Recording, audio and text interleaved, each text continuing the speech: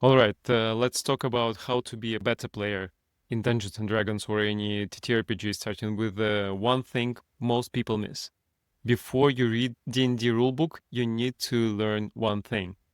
Because if you skip it, your first session will feel like this. You roll the dice, you'll do the correct actions, and somehow it'll still feel flat. In fact, I can predict the exact moment most new tables lose the magic. Hi, I'm Nikita. In real life, I'm a software product manager, but I also play and run games in Dungeons & Dragons. I also made a tool, you might like it. It helps you to capture section notes and turn them into clean recaps for your players. And if you're DM, it helps you to track what matters between sessions. So, link in the description. On this channel, I share practical ideas on how to play better while also practice my English in public. Before we go further, this is a young channel. If you subscribe and like this video, it genuinely helps. It gives me a feedback and it gives me motivation to make the next one. It's a one sentence, and when you hear it, you'll recognize it immediately. But I'm not going to reveal it yet because first you need the context. Otherwise, it sounds like I'm judging beginners. I'm not. It's normal sentence, and once you understand what it does to the table, you'll never unsee it. First of all, most YouTube advice is aimed to dungeon masters, and this is valid. Think of dungeon master as a light or a match. They create the spark that ignites the campfire. But there is a truth: a spark doesn't make campfire. Fuel makes campfire, and the fuel is players. Your choices, your ideas, your courage to speak up, your willingness to be part of the story. The DM sets the stage, but the players keep the story moving. All right, remember the sentence I promised? Here it is. The DM says, "You are in the dark forest. What do you do?" And the player says, "What do I see? What do I see?" Now, this is not wrong. It's normal, it's beginner friendly, it's fair question. But here's what happens when it becomes your default mode. The DM has to do all the heavy lifting. The DM becomes the engine, and you become a passenger. And that is the moment many tables lose the magic. Not because anyone did something bad, but because the game quietly turns into one person performing and everyone else watching. So here's the fix. D&D gets fun when the players start driving. When you don't just ask for information, you take an action, you create intention, you make decisions that force the world to respond and elaborate. Roleplay is not a silly voice. Roleplay is a contribution. And to explain contribution, I need one word. I know it's already 5 minutes into the video and I still haven't given you a solution, but this is me. I do believe the deeper you understand the context and the problem, the better you get very simple things seriously and become a better player. So please bear with me for a few more moments. Before I show you the levels of roleplay, I need to define one word that I'm going to use: rendering. In video games, rendering is what turns raw data into the picture you actually see on the screen. In D&D, player rendering is the same idea. It's how you turn a simple action like I look around into a clear, playable moment that table can actually see. Rendering is not acting. Rendering is not doing a funny voice. Rendering is the amount of usable detail you provide, what you do, how you do it, what you are trying to achieve, what you are avoiding, and what you are willing to risk. And here's why it matters. The DM can only respond to the something what exists in the shared fiction. So the more you render, the more the DM can give you back. As simple as that. Now, let me show you the ladder. All right, let's see how this level of roleplay works. I'm going to show you 5 levels. Each level is correct, but each level changes what the DM can give you back. Same scene every time.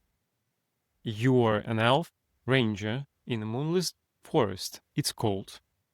Somewhere southwest, a branch cracks. So we're gonna start with a thing that we already mentioned today.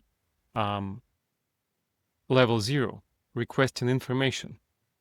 Player just responding with, what do I see? DM says, roll perception. Let's say 12. DM says, dark trunks, undergrowth, you hear cracking southwest. Fine, but thing. You didn't give the DM a direction, so the DM can't give you much. Level 1, declaring the action. Player, I crouch and scan the tree line. The DM says, then roll the perception or investigation. Let's say, again, the 12. You have 12 on the dice.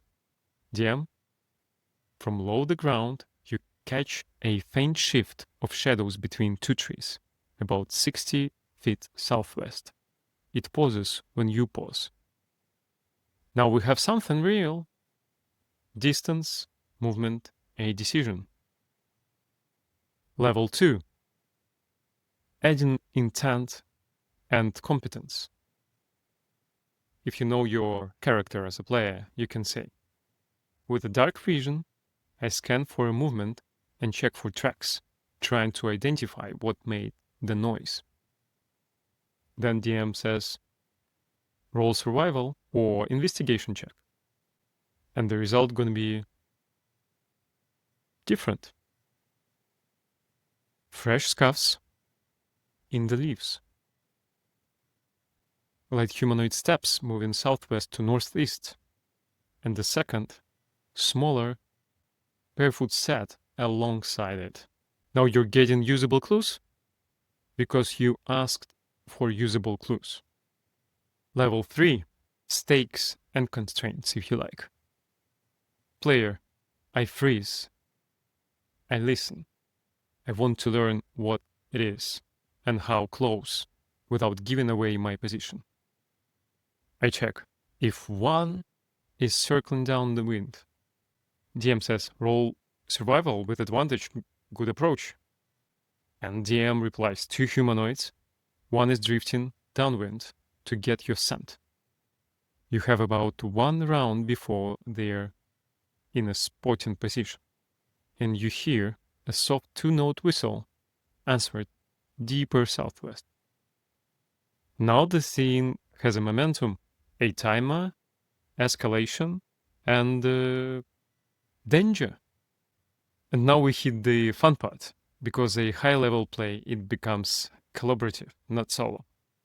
If you are still here, good. You're doing a great job. Thank you. Let's go to level 4 and 5. At levels 4 and 5, you unlock a move I call Echoes of Influence. When you do something important, you throw the roll ball to another player. You invite them into the moment on purpose. Other player answer in character with an action, a detail, a risk, a sacrifice. And here's why this is powerful. It gives the DM permission to respond bigger. More specificity, more consequences, more momentum, and sometimes advantage on the roll. Okay, let's have a look. Level 4 of rendering. In character plus Echoes of Influence. Player Ranger. Hold, no lights. I crouch, knock an arrow, and keep my voice low. Mira, help me read this. What do you notice? And teammates Mira replies, I watch the leaves and the branches. If something is moving, it will disturb the canopy. And I check the wind so we don't get spotted by scent. Dungeon Master. Nice. Ranger, roll survival with advantage because Mira is helping you narrow the search. You find 2 sets of tracks, one heavier, one lighter. They are moving southwest, and you notice a thin strand of web at chest height, like an alarm line. See? That is the loop.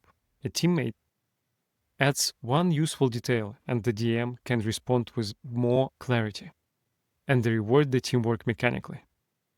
Well, number 5, but I'm gonna call it 4.5. It's still cross-player roleplay that creates a decision point. we still stay with the ranger. I raise the hand. Stop. Dorian, give me a distraction. Something small. Dorian, the teammate. I toss a pebble to the right into the bushes, just loud enough to pull attention. Dungeon Master. Great. Ranger rolls stealth. With advantage, Dorian is creating distraction. You stay hidden, and because you have a second longer, you realize the web line is a part of a funnel, 2 strands guiding prey into a trap.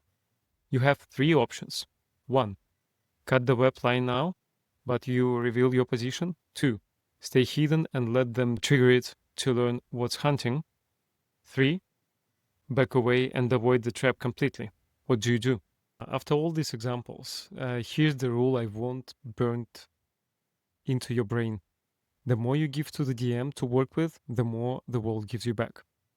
If you want richer scenes, don't demand more from the DM. Offer more as a player, not by talking more, by choosing more, by risking more, by collaborating more. Sometimes also imagining what you see and how you see things.